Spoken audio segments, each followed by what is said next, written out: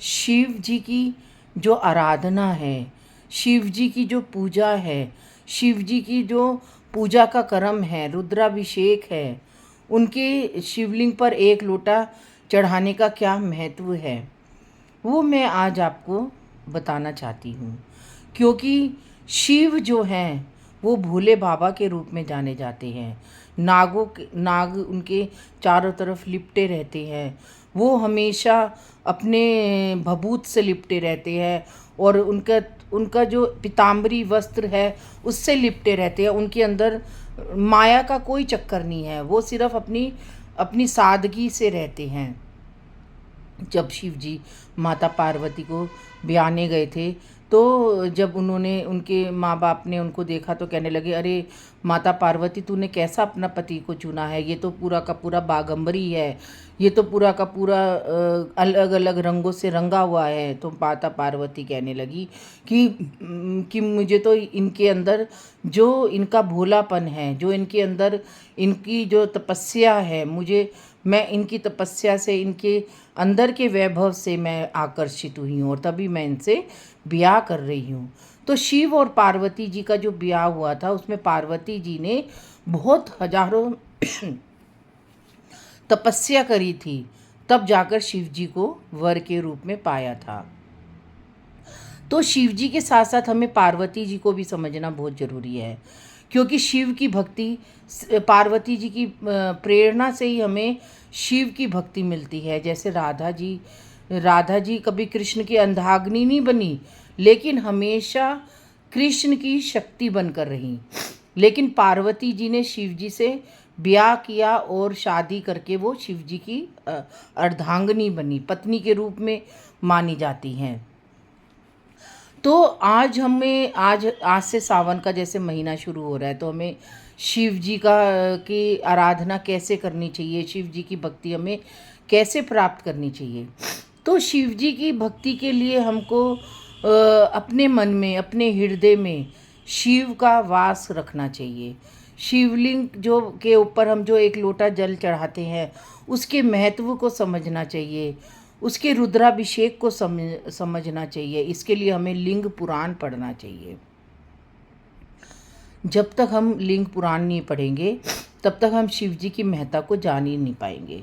आज मेरे ऊपर शिव जी की कृपा हुई तो मैंने लिंग पुराण है मेरे पास एक बहुत प्राचीन, उसका मैंने 4-5 बार अध्ययन किया हुआ है और उसी अध्ययन के से ही मैं आपको शिव जी की जो भक्ति है उससे अवगत कराना चाहती हूँ। क्योंकि मेरे को शिव जी की भक्ति से ही ये जो आध्यात्मिकता के ऊपर मैं आप लोगों को सुनाती हूँ, राधा कृष्ण की भक्ति के ऊपर सुनाती हूँ, ये सब मैंने शिव की कृपा से ही पाया है। सावन की मैं जो रुद्राभिषेक करती हूँ, मैं से ही मैंने ये सब कुछ पाया है।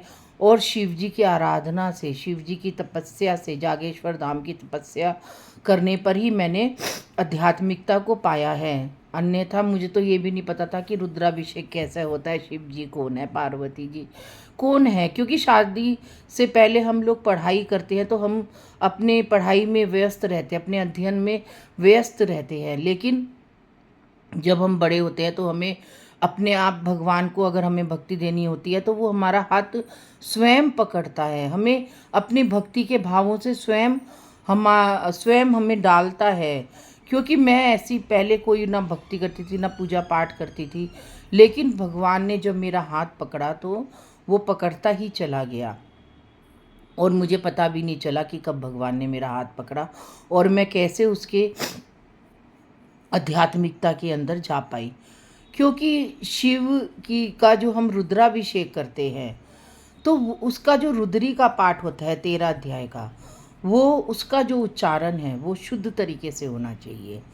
जो भी पंडित जी से हम रुद्राभिषेक कराए तो वो रुद्री का जो 13 अध्याय का पाठ है शुद्ध आचरण से करें, शुद्ध वाक्यों को एक एक शुद्ध तरीके से बोले तो ही हम उस रुद्री के पाठ का लाभ उठा पाते हैं अन्यथा नहीं। रुद्राभिषेक में जो शक्ति है शिव जी की पूजा में, वैसे तो शिव जी की कई तरीके की पूजा होती है, अति लघु रूप, रुद्राभिषेक, और पार्थिव पूजा भी कई तरीके की होती है, चावल के आटे की, गोबर की होती है, मिट्टी की होती है, मैदा में मक्खन मिलाकर होती है। अलग अलग महत्व है पार्थिव पूजा के भी। अगर किसी को अपने जीवन में खुशहाली लानी है, अपने परिवार के साथ बढ़ाना है, तो हमें जागेश्वर जाकर एक बार पार्थिव पूजा जरूर करानी चाहिए।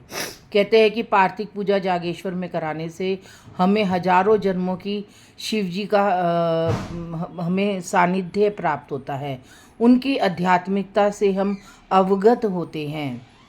तो जितने भी ज्योतिर्लिंग हैं, खाली जागेश्वर धाम ही नहीं, जितने भी ज्योतिर्लिंग हैं, हमें शिव जी के हर ज्योतिर्लिंगों की हमें परिक्रमा करनी चाहिए, उनके दर्शन करने चाहिए। तभी हम शिव जी को प्राप्त कर सकते हैं, शिव जी की भक्ति को समझ सकते हैं। क्योंकि शिव जी की जो भक्ति है वो हमें मोक्ष की प्राप्ति कराती है। जैसे विष्णु, ब्रह्मा, विष्णु, महेश, इन तीनों की भक्ति करने से हमें मोक्ष की प्राप्ति होती है। राधा कृष्ण से तो हमें आध्यात्मिकता मिलती है, आत्मा से परमात्मा का मिलन मिलता है, लेकिन शिव जी की भक्ति से हमें मोक्ष की प्राप्ति होती है। हम अपने मोक्ष को कैसे प्राप्त कर सकते हैं, अपनी मृत्यु पे को कैसे समझ सकते हैं, उससे हम अवगत होते हैं और हमें परमात्मा की भक्ति से हम रूबरू होते हैं। क्योंकि जितना हम आध्यात्मिकता में जाएंगे, जितना हम उसकी गहराई में जाएंगे, हमें उतना ही आनंद आएगा और हम उस परमानंद में गोते खाते रहेंगे। और यही हमारे जीवन का सत्य है। अभी एक लड़की प्रश्न कर रही थी देवकी नंदन ठाकुर जी महाराज से कि हमें मृत्यु के ऊपर कैसे विजय पानी है, हमें मृत्यु हमारी कैसे सफल होगी, तो हमें क्या करना चाहिए। तो देवकी नंदन महाराज जी ने यही कहा कि मृत्यु के ऊपर विजय पाने के लिए हमें अपने आप को भूलना चाहिए। हम कौन है, हम क्या है, हमें सब कुछ त्याग देना चाहिए। हम ये सोचो कि हम इस दुनिया में रह ही नहीं रहे हैं। ये सोचो कि हम में हैं और हमें हम में ही समाना है। हम परमात्मा की संतान है और हमें परमात्मा में ही समाना है।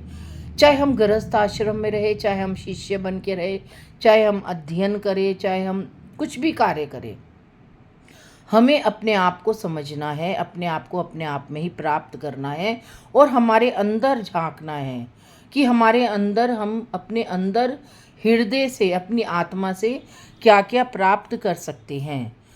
क्योंकि आजकल जो कलयुग है वो सिर्फ भटकाव का कलयुग है। हम अगर भक्ति कर रहे हैं, अपने धर्म पे चल रहे हैं, अपने सनातन धर्म पे चल रहे हैं, तो हमें अपने अंदर सनातनी होना बहुत ज़रूरी है। हमें अपने अंदर हिंदुत्व को जगाना होगा, हमें अपने अंदर की हिंदुत्व की भावना को जगाना होगा। ज़रूरी नहीं है कि हम बड़ी बड़ी रैलियां निकालें, बड़े बड़े, जब तक अगर हमने देखो 10,000 जने हमने इकट्ठे करे एक रैली निकालने के लिए, और 10,000 जनों में सिर्फ एक जने के अंदर भक्ति होगी, और 9900 लोग भक्ति के बिगड़ नहीं आ रहे सिर्फ एक रैली में भाग लेने के लिए, तो हमारे लिए वो रैली निकालनी बेकार है, हमारे लिए वो भाषण देना बेकार है। हम चाहे कितने संगठन बना ले, चाहे कितनी पार्टियां बना ले, चाहे हम कितना धर्म के प्रति अपने भाषण दे ले, लेकिन जितने भी, अगर 100 जने हैं, 2 जने हैं और 2 जनों के अंदर भी हिंदुत्व की भावना होगी, धर्म के प्रति निष्ठा होगी, तो वो ही समझ सकता है। और जो 100 जने हैं, अगर उनके अंदर हिंदुत्व की भावना नहीं होगी, धर्म की भावना नहीं होगी, चाहे हम उनको कितना ही समझा ले, चाहे हम कितना ही भाषण दे ले, वो इस चीज़ को नहीं समझ पाएंगे। क्योंकि धर्म को समझने के लिए हमें खुद को धार्मिक होना चाहिए, एक दूसरे की देखा देखी नहीं करनी चाहिए।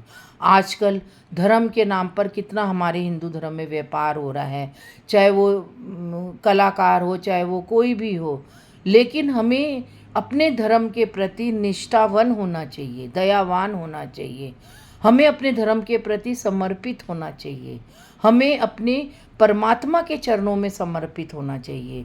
हमें ये समझ आनी चाहिए कि ये जो पूरी की पूरी सृष्टि है, ये पूरी की पूरी जो प्रकृति है जिससे हम बने हैं, वो किसने बनाई है? क्योंकि हमारा शरीर तो एक हार्ड मांस का पुतला है। जैसे हमारे शरीर में आत्मा है तब तक हम जीवित हैं। आज मैं आपके समक्ष बोल रही हूँ तो मेरी एक अंदर की आत्मा बोल रही है, ना कि मैं।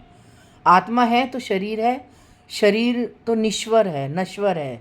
जैसी आत्मा हमारे शरीर से जाएगी हम बेसुध हो जाएंगे, तब हमारे शरीर में जान ही नहीं होगी, तो हमें कुछ पता ही नहीं चलेगा कि हमारे साथ क्या हो रहा है। तो हमें अपनी आत्मा को समझना है।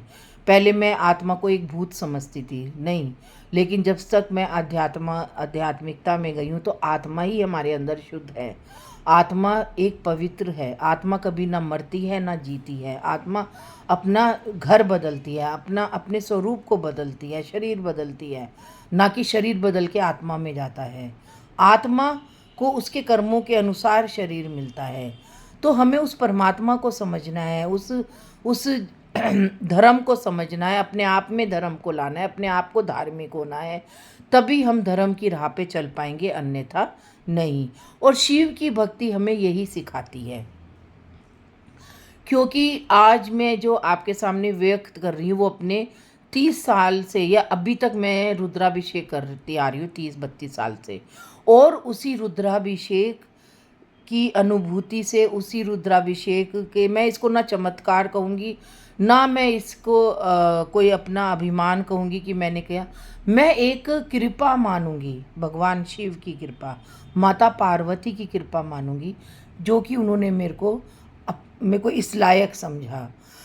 तो भगवान को समझने के लिए हमें अपने आप को ढूंढना है, अपने आप को पाना है, अपने अंदर झांकना है, और हमें कहीं नहीं जाना है। और हमें अपने आप में ही परमात्मा शिव के प्रति चरणों में अपने आप को समर्पित करना है।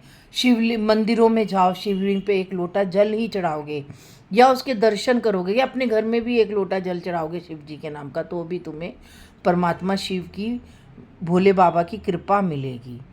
आज के लिए इतना ही। ओम नमः शिवाय।